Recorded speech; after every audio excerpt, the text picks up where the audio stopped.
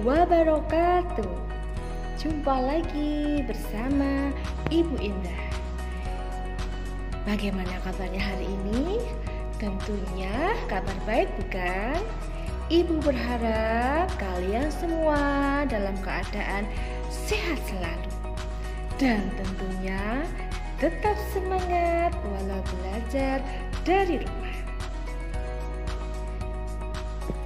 Oke anak-anakku semua, di sini Ibu Indah akan menerangkan cara menulis laporan hasil wawancara.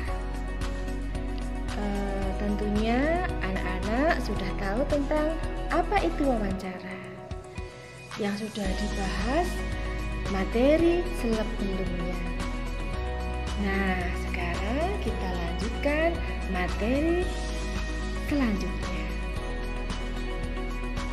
Format menulis hasil wawancara.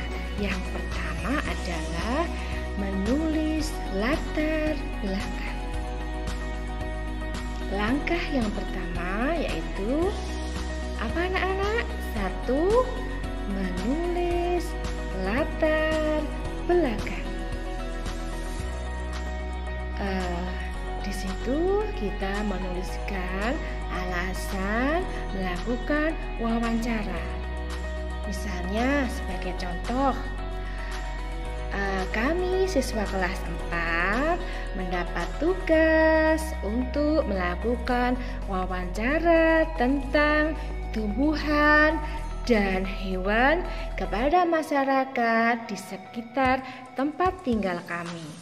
Nah, itu sebagai contoh latar belakangnya.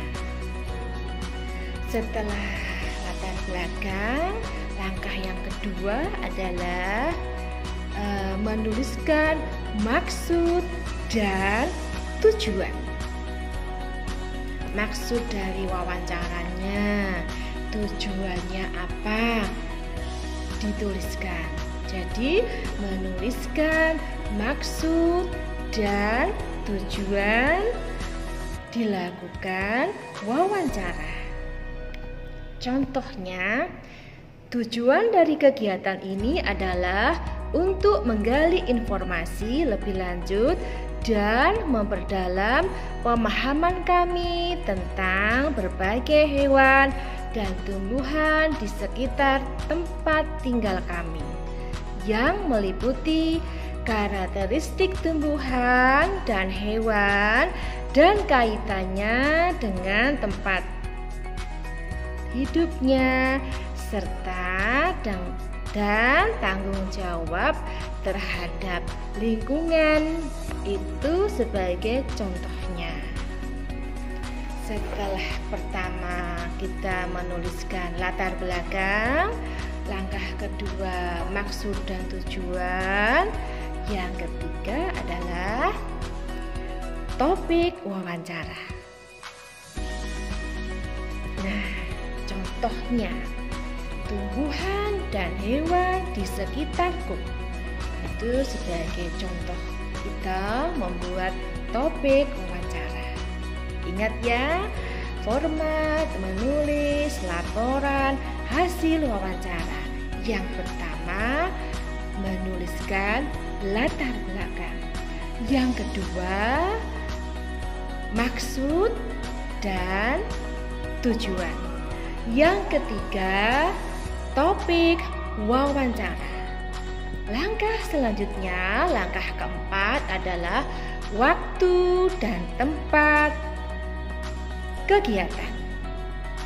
Kita harus menulis waktunya, di mana.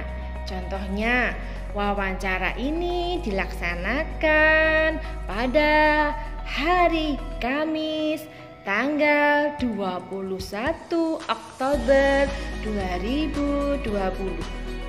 Waktu pukul 8 sampai 9 WIB, waktu Indonesia Barat.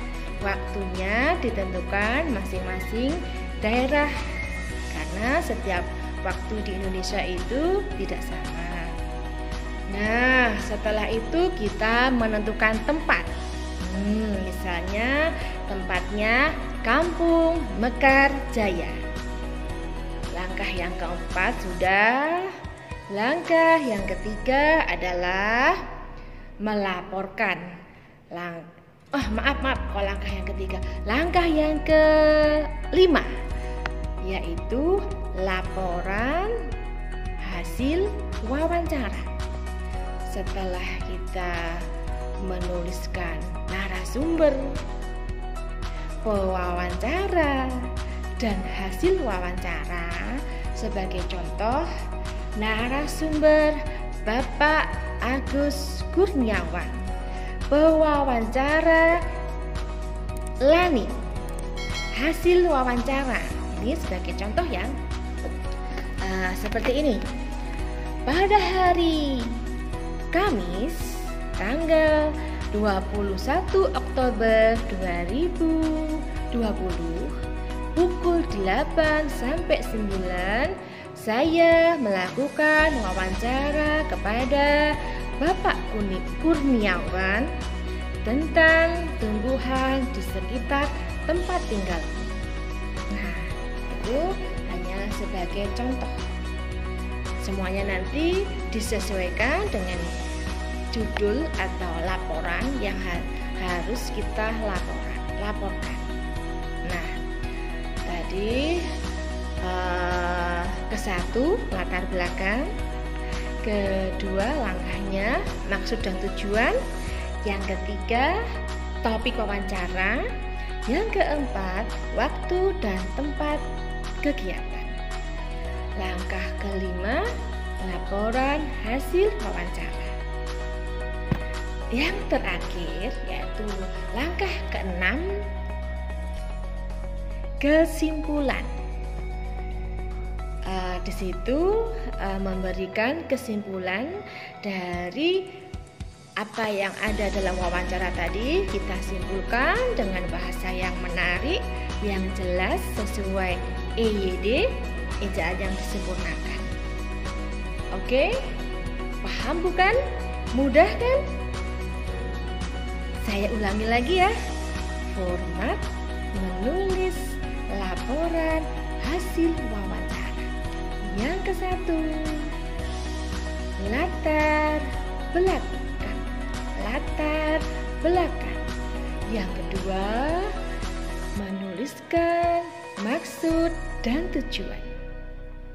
Ya, yang di sini maksudnya, tujuannya apa, maksudnya apa kita mewawancarai. Yang ketiga, topik wawancara. Yang keempat, waktu dan tempat kegiatan. Itu wajib kita tulis di laporan hasil wawancara.